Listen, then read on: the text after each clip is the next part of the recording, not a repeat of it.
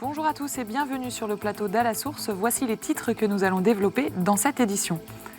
En Irak, des violences de plus en plus sanglantes provoquent l'annulation des festivités de Noël. L'archidiocèse de Luxembourg lance une année jubilaire pour son 150e anniversaire. Et puis la commission Sauvé, chargée d'enquêter sur les abus dans l'Église, a commencé son tour de France à Lille. Enfin, dans notre dossier, nous reviendrons sur la grève qui paralyse le pays ce jeudi. Les revendications sont nombreuses, que ce soit pour les retraités, pour les cheminots, les urgentistes, les profs ou les contrôleurs aériens. Quel regard porter sur cette mobilisation et sur ce ras-le-bol social? On en parle juste après le journal avec Alain Baron de Radio Notre-Dame et François-Xavier Maigre du magazine Le Pèlerin. Nous ouvrons ce journal à Lille. C'est dans cette ville, en effet, que la CIAZ, la commission indépendante de lutte contre les abus dans l'Église, a entamé son tour de France, comme elle l'avait annoncé lors de l'assemblée plénière à Lourdes début novembre. La commission a donc donné une conférence vendredi dernier dans les locaux de Sciences Po Lille. Une centaine de personnes étaient présentes et parmi elles, des victimes. Jean-Marc Sauvé, le président de la CIAZ, nous a confié sa réaction après cette première rencontre avec les Lillois. Je peux dire avec beaucoup de certitude que le réel dépasse ce à quoi je pouvais m'attendre. On ne s'attendait même pas à ce que 5 personnes assistant à la conférence et à l'échange entre la commission et le public posent des questions et se présentent en tant que victimes pour dire ce qu'elles ont ressenti, ce qu'elles vivent aujourd'hui, ce qu'est leur rapport avec l'Église catholique. Et de ce point de vue, c'est inattendu qu'autant de personnes se soient spontanément manifestées et se soient manifestées à visage découvert. Il y a beaucoup d'interlocuteurs locaux qui se sont intéressés à la visite de la commission et qui, bien sûr, ont relayé les messages de la commission, ce que nous avons dit, les réponses que nous avons apportées aux interpellations, et peut-être aussi des interpellations qu'on a reçues. Mais ces interpellations sont parfaitement légitimes, elles ne nous ont en rien choqués. La commission effectuera la deuxième étape de son tour de France à Bordeaux le 9 décembre. Le diocèse de Luxembourg se prépare à fêter ses 150 ans en 2020. Il a fallu en effet attendre l'année 1870 pour que Luxembourg devienne un évêché, avec à sa tête Nicolas Adam comme premier évêque. L'année qui vient s'annonce riche puisqu'à l'occasion de cet anniversaire, un jubilé sera également célébré dans le diocèse. Monseigneur Ulrich, l'archevêque de Luxembourg, nous confie son message pour l'année jubilaire. C'est un message d'espérance pour qu'avec tout, disons, ce que nous avons vécu les dernières années, séparation entre Église et État, nous sommes une Église beaucoup plus pauvre, plus petite, dans les moyens, dans les effectifs, de ne pas perdre espoir, mais de regarder ce passé de 150 ans que nous avons eu et d'aller ensemble vers l'avenir pour construire, pour faire l'Église de demain ensemble. Je pense qu'on a vu, surtout dans le monde francophone, un moment d'intériorisation de la foi. Mais cette intériorité seule ne suffit pas. Cette intériorité qui en fait ouvre notre cœur à la grâce, à la présence du Dieu trinitaire en nous-mêmes, doit aussi nous ouvrir à la mission du Dieu trinitaire dans le monde. Et c'est ça être Église. Dans l'actualité internationale également. En Irak, après 2 mois de contestation, le bilan humain est de plus en plus lourd. Plusieurs centaines de personnes ont été tuées et près de 20 000 personnes ont été blessées au cours des manifestations contre le pouvoir en place. Par respect pour les personnes tuées, le patriarche de l'Église catholique chaldéenne, Monseigneur Sako, a annoncé l'annulation des festivités de Noël. Nous l'avons interrogé sur cette décision. Cette décision vient dans le contexte dans lequel les Irakiens vivent. Il y a beaucoup de tensions, beaucoup de souffrances. Jusqu'à maintenant, à peu près 450 morts et plus de 20 000 blessés. Donc, aller faire des fêtes ou des soirées de famille dans des clubs, ça ne marche pas. Il faut leur montrer notre solidarité et proximité. Alors, nous avons réservé tout pour la prière, pour que la paix se rétablisse dans le pays, la stabilité, et aussi que la vie humaine soit respectée.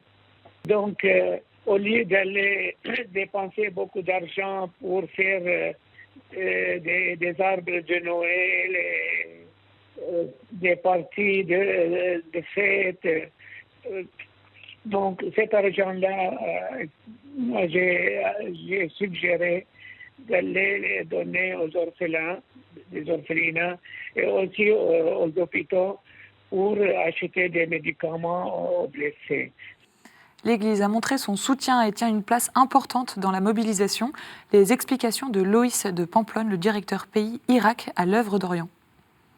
Le cardinal Louis Sacco a vraiment choisi de se positionner sur ce problème politique en appelant sa communauté chaldéenne à être en soutien auprès des manifestants, mais non pas un soutien politique, mais un soutien spirituel.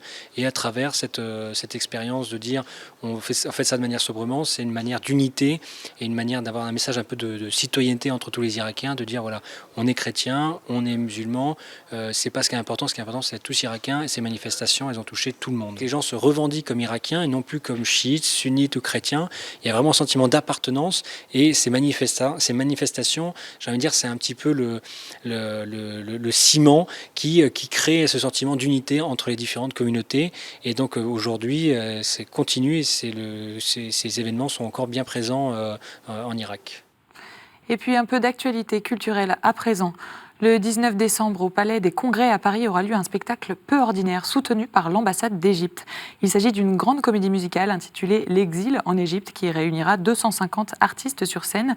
Comme son nom le suggère, le spectacle retrace le parcours de la Sainte Famille au moment de la fuite en Égypte. Notre journaliste Gabriele Porometto est allée à leur rencontre. C'est la première fois qu'on fait un spectacle sur cette histoire, en fait.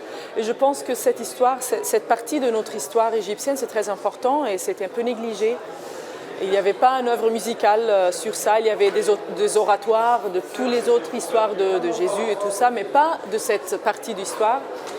Et je suis très fière de faire partie d'une œuvre comme ça, d'une œuvre qui fait partie de mon origine. L'objectif religieux, c'est justement de connaître de très près la vie de Jésus en tant que membre de la Sainte Famille et en tant que sauveur. Première chose. Deuxième chose, vous savez très bien que la musique est la manière la plus efficace et la plus fine de transmettre des informations. Ça rentre directement au cœur. Et donc, je trouve que c'est une façon très intelligente de faire ce spectacle. Pour conclure ce journal, nous vous proposons des idées originales de cadeaux à offrir pour Noël. La Divine Box est une petite entreprise qui propose des boîtes contenant des produits fabriqués dans des monastères français et étrangers. Cette initiative permet aux monastères de mettre en valeur leur histoire et leur patrimoine culturel. Reportage. Aujourd'hui, Com et son équipe doivent préparer plusieurs boîtes cadeaux pour leurs clients. Les commandes de la Divine Box, créée en 2017, ne cessent d'augmenter, surtout pendant la période de Noël. Aidé par sa sœur, aussi cofondatrice, il a visité presque une centaine d'abbayes à la recherche de produits originaux. Petite chutney du Moutier, voilà, quelque chose de salé pour faire des feuilletés apéro, c'est très bon. Des crackers ail paprika des sœurs de Thiais. Et puis, pour terminer, les petites olives vertes du monastère d'Ormilla en Grèce. Un livret accompagnant les produits de la boîte détaille leur provenance. Ceux qui sont très croyants, etc., s'y retrouvent largement parce qu'on leur explique tout sur qu'est-ce qu'un bénédictin, qui est Saint-Benoît, où est-ce que c'est en France, comment y aller, comment leur écrire des cartes postales, etc. Donc ils ont largement de quoi travailler ensuite si ça leur plaît. Et puis ceux qui sont peut-être plus éloignés de l'église ou qui sont même parfois réticents, eh bien on leur fournit d'abord des produits qui sont bien faits, avec un petit livret qu'ils peuvent feuilleter communiquer s'ils veulent. Mais on a beaucoup d'abonnés qui offrent ça justement à des beaux-frères, belles-sœurs qui sont un peu éloignés de l'église. Et c'est une manière un peu de leur parler de ce qui se fait dans les églises, dans les monastères, et de montrer qu'elles existent, qu'elles font des produits sympas. Ce soir, certains clients viennent déguster de la bière trappiste. Un moment qui donne de la visibilité au savoir-faire des moines et permet d'en savoir plus sur les ordres monastiques. Je trouve ça super de mettre en valeur les bières des abbayes et de faire découvrir des bières qui ne sont pas du tout industrielles. Et en plus, si ça peut faire vivre des abbayes au passage et aider les abbayes à se développer, tant mieux. C'est vrai que dans notre pays, évidemment, la nourriture, la boisson, enfin tout ce qui se rapporte au bien vivre, au bon vivre, nous touche. Et donc ça donne une image délicieuse de l'Église et elle en a bien besoin. Depuis la fondation de l'entreprise, 25 000 Divine Box ont été envoyés à travers le monde. La start-up prévoit d'en envoyer 2000 pendant la période de Noël. Voilà pour les actualités retenues ce jeudi. On retrouve maintenant la chronique du père Cédric Burguin. Il nous parle ce soir des crèches de Noël.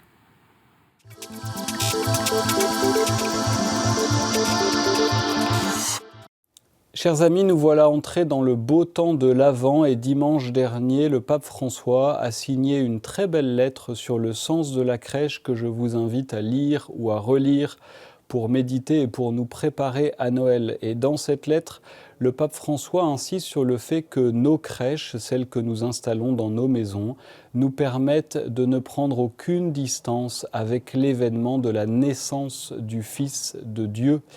Et c'est vrai que nous avons besoin de prendre conscience peut-être encore un peu plus de ce qu'a été la réalité de l'incarnation. Jésus qui naît dans un village à Bethléem, entouré d'une famille et visité par les bergers. Et quand nous mettons nos petits santons dans la crèche, eh bien c'est ce poids d'humanité qui se fait sentir à nous et qui entre dans nos maisons. Et c'est là-dessus que le pape François a sans doute voulu insister. Mais plus profondément, la crèche que le pape François souligne nous rappelle l'importance de la piété populaire dans nos vies. Peut-être que ces dernières années, nous avons eu tendance à nous éloigner de la piété populaire pour des questions d'intellectualisation de la vie de foi. Parfois, nous insistons un peu trop sur la morale de la foi, en oubliant que la foi, ce sont ces petits signes concrets dans notre vie de prière qui nous permettent de méditer sur ce qu'a été la vie du Christ. Et vous voyez, nous avançons à Noël et le pape insiste sur le fait que nous avons besoin d'accueillir le Christ chez nous et que la crèche est un lieu d'évangélisation avec laquelle nous pouvons très simplement annoncer que le Christ est venu dans notre monde. Alors je terminerai sur une question. Il y a quelques jours, beaucoup de nos hommes politiques se sont interrogés sur ce fameux Black Friday avec la dimension consumériste de notre société. Est-ce que c'est en dégageant tous les signes religieux et le sens profond des fêtes de notre calendrier que est-ce que nous ne donnons pas prise par cela à la dimension consumériste ? Peut-être faudrait-il redonner du sens en permettant aux uns et aux autres de s'agenouiller très simplement autour d'une crèche. Merci Père. Tout de suite, c'est la revue de presse.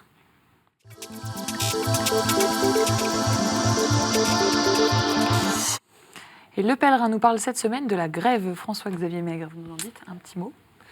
Effectivement, à l'occasion de cette grande grève nationale, nous sommes revenus avec notre équipe sur les fondements de la grève dans l'histoire française depuis la Révolution jusqu'à la grande grève de 95 et à celle qui nous occupe cette année.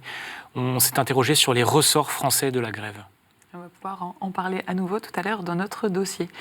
À la une de Famille chrétienne, Bienheureux Franz Jägerstätter, mis à l'honneur par le nouveau film de Terrence Malick intitulé Une vie cachée, un film qui met en lumière ce héros de la Seconde Guerre mondiale, béatifié en 2007. Et dans son édito, Antoine-Marie Isoard le compare à d'autres héros ceux tués la semaine dernière au Mali.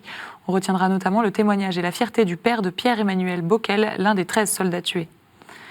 Le magazine France Catholique consacre lui aussi sa une au bienheureux Franz Jägerstätter et rend également hommage aux soldats morts pour la France, en particulier le capitaine Clément Frison-Roche, l'un des 13 soldats tués.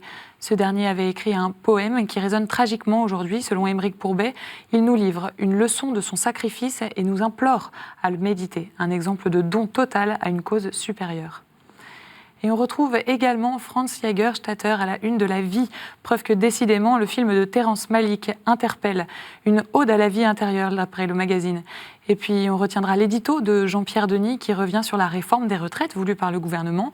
Une réforme à deux visages, selon ses mots, à mettre en parallèle avec deux manières de concevoir la justice, l'une qui prône l'égalité et l'autre l'équité. L'hebdomadaire protestant Réforme propose quant à lui un dossier sur les courants fondamentalistes qui traversent l'islam. Dans son édito, Nathalie Lénard salue le protestant congolais et prix Nobel de la paix Denis Mukwege en visite à Paris cette semaine. Un homme fermement engagé contre les violences faites aux femmes. Enfin, l'Hebdo de la Croix consacre le numéro de cette semaine aux vitraux de Pierre Soulages à Conques, un artiste qui a pu choquer mais dont l'œuvre fête aujourd'hui ses 100 ans et est en passe de devenir, selon le magazine, un monument national. Voilà pour la revue de presse. Tout de suite, c'est le dossier.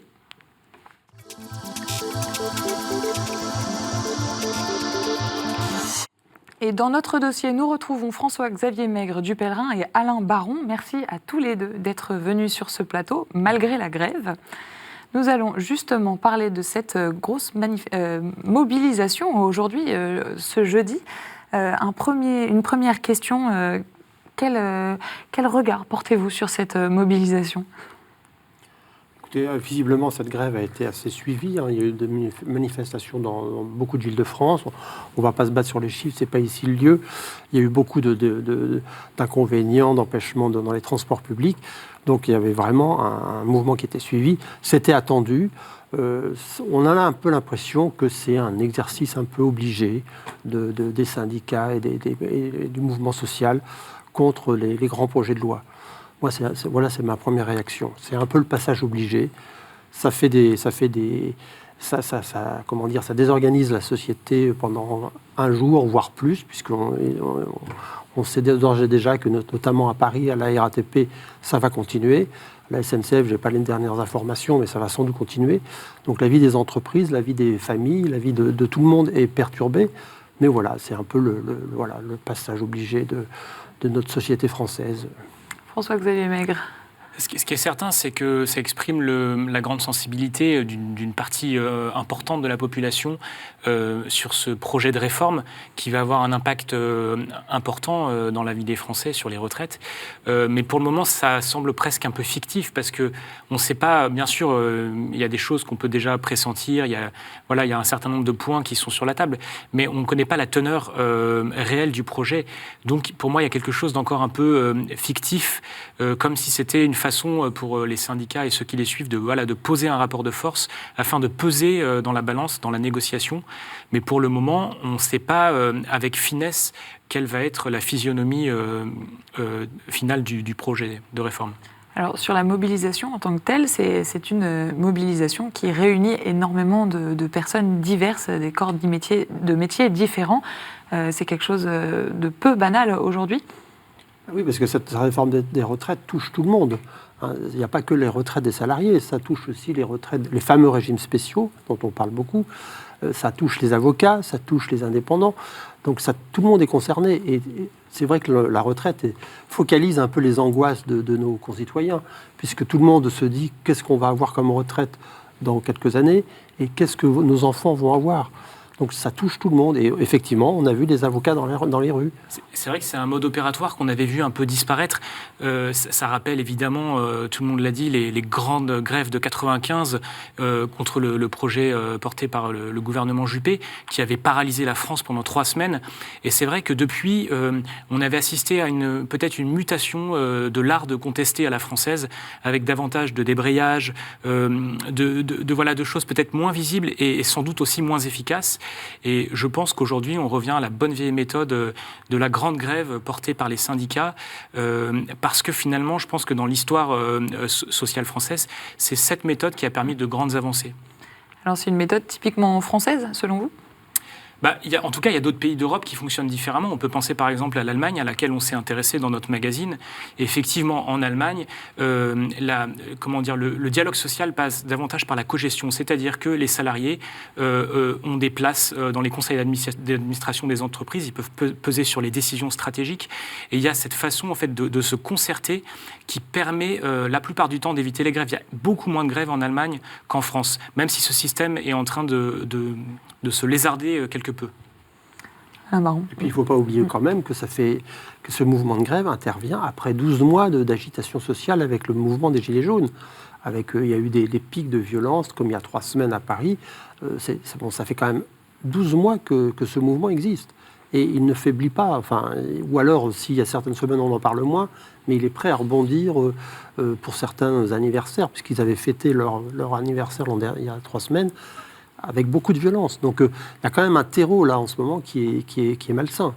C'est une grogne sociale, selon vous, François Xavier ? Oui, on sent bien depuis plusieurs années, et ça semble s'aggraver, qu'il y a en tout cas une anxiété sociale, culturelle. Il y a un sentiment d'une profonde insécurité qui traverse la société française dans son devenir, dans la façon dans ce qu'elle va pouvoir transmettre à ses enfants.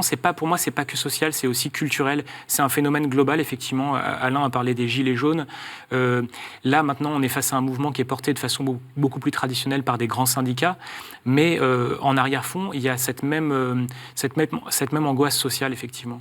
Vous parliez également d'angoisse, Alain Marron, tout à l'heure. Oui, le terme d'angoisse, je pense, est justifié. Beaucoup de gens s'inquiètent, à tort ou à raison. Après, c'est autre chose. Mais beaucoup de gens s'inquiètent pour leur avenir à court terme, ceux de leurs enfants, de leurs petits-enfants. C'est vrai que c'est un peu angoissant. Il y a en plus l'angoisse climatique, pour revenir sur des thèmes à la mode. Il y a l'angoisse, pourquoi le nier ? Il y a une angoisse liée à l'immigration, que certains estiment incontrôlée aussi. Donc ça fait beaucoup de sujets quand même. Alors, dans ce climat tendu social en France, qu'est-ce que les chrétiens peuvent apporter ? Alors déjà, je pense que les chrétiens, qu'ils manifestent, c'est tout à fait légitime, mais déjà, ils doivent s'interdire tout fait de violence, à mon sens. C'est totalement incompatible avec nos valeurs, je suppose. D'ailleurs, la CFTC, qui est le seul syndicat qui se réfère au catholicisme et à la chrétienté, a toujours été très ferme là-dessus. Ils évitent toujours les violences. Là, pour la journée d'aujourd'hui, ils avaient laissé leurs adhérents libres de manifester ou pas.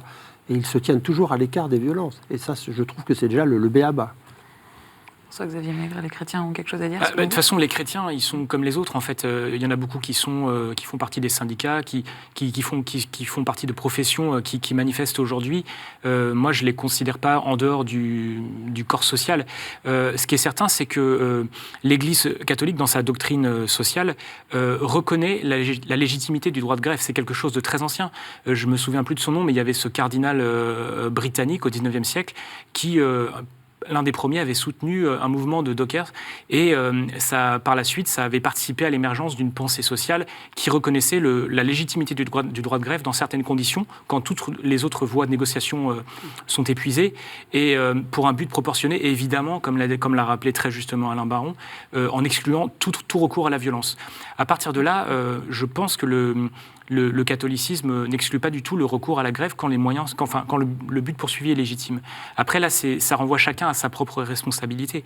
Ce qui est certain, c'est qu'aujourd'hui, il y a une vraie pensée sociale des catholiques sur ces sujets.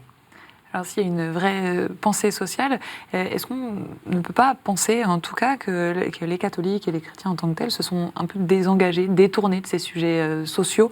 On les entend beaucoup sur les sujets de bioéthique, sociétaux plus, mais alors le social, est-ce que c'est pas un sujet qu'on délaisse ? C'est sans doute l'impression que ça donne, mais c'est un peu triste. Mais c'est vrai que quand les médias s'intéressent à un mouvement social, ils vont plus souvent voir la CGT ou la CFDT que la CFTC, qui est effectivement un syndicat peut-être moins puissant, qui ouvre moins, qui a moins d'accès aux médias parce qu'ils font moins d'actions spectaculaires peut-être. C'est dommage. Les chrétiens devraient, selon vous, s'engager un peu plus ? Alors, il n'y a pas que les syndicats, il y a aussi les mouvements de patrons chrétiens, il y a les EDC, il y a le mouvement des cadres chrétiens. Et c'est vrai qu'ils se font peut-être pas assez entendre, ça c'est possible. Oui, et puis c'est quand vous voyez, enfin, ça fait pas la une de nos journaux tous les jours, mais qui s'engage contre la précarité, il y a énormément de chrétiens engagés au Secours catholique, qui aident des personnes à la rue à sortir de la précarité, encore des associations catholiques. Ils sont quand même extrêmement présents sur tous les fronts de la fragilité sociale. Et même si ça fait moins la une, c'est fondamental de le rappeler, c'est-à-dire que les chrétiens sont aux premières loges d'une certaine façon de ces inégalités et s'efforcent souvent très discrètement d'ailleurs d'y remédier. Et je pense que c'est peut-être un peu rapide de dire qu'on a déserté ce champ, même si c'est vrai qu'il y a une cohérence à retrouver. Et d'ailleurs, depuis 2013, on a un pape qui est en première ligne et qui nous rappelle cette cohérence d'une vie chrétienne unifiée où on prend en compte à la fois l'exigence bioéthique, l'accueil des migrants, l'engagement social, la préservation du vivant et de la création. On ne peut pas dissocier toutes ces dimensions de l'engagement. Et d'une certaine façon, ce climat actuel nous convoque aussi en nous cette cohérence. Merci à tous les deux d'être venus sur ce plateau pour nous parler de tout ça. Et merci à tous de nous avoir suivis. C'est la fin de cette émission. Vous pouvez nous retrouver sur notre site internet www.ktotv.com. N'hésitez pas non plus à réagir sur les réseaux sociaux avec le hashtag à la source. On se retrouve mardi prochain. Excellente soirée sur KTO.